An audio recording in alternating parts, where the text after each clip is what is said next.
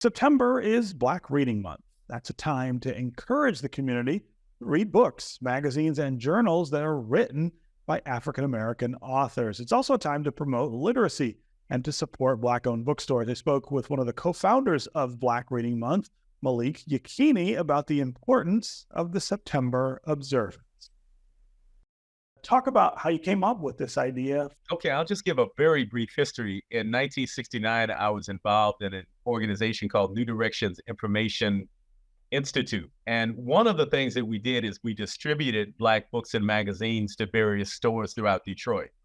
So we noticed, for example, that in the supermarkets where they always have kind of magazines near the checkout counter, that none of those magazines were magazines that explored any aspect of the Black experience in a city that was overwhelmingly Black. Mm.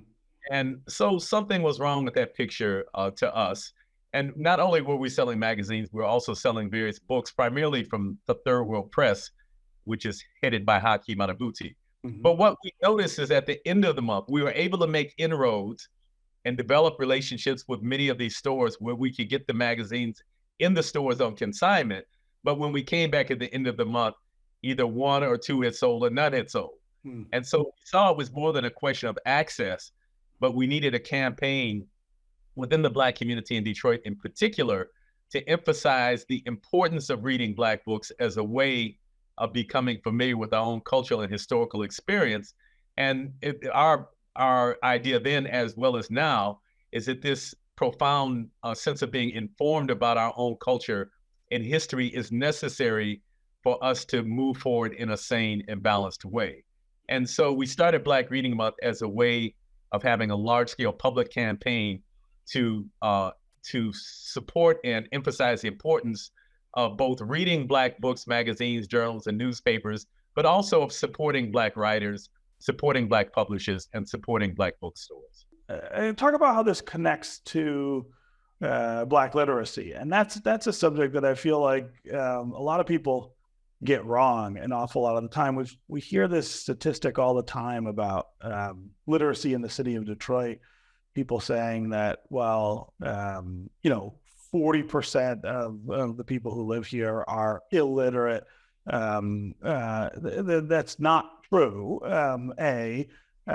But this idea of Black Reading Month really is, I feel like, targeted toward celebrating the reading that Black people do and want to do and are craving in cities like Detroit. Yeah, well, I don't want to deny that there's a literacy problem in Detroit. I don't want to get into specific statistics. I don't know what the accuracy is. But certainly, we need to improve the level of literacy in Detroit and other communities throughout the United States. Let me say this, though. Again, I want to situate the Black experience in America within inside of this larger context, because the reality is, though, is that although most people in America might be literate, the majority of people haven't read a book in the last 5 years. Mm-hmm. Many people have not read a book since graduating from high school or graduating from college.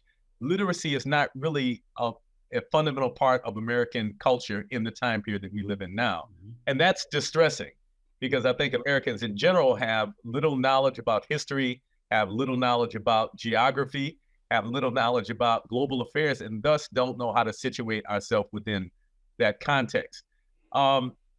So Black Reading Month is both concerned about literacy, about people actually knowing how to read.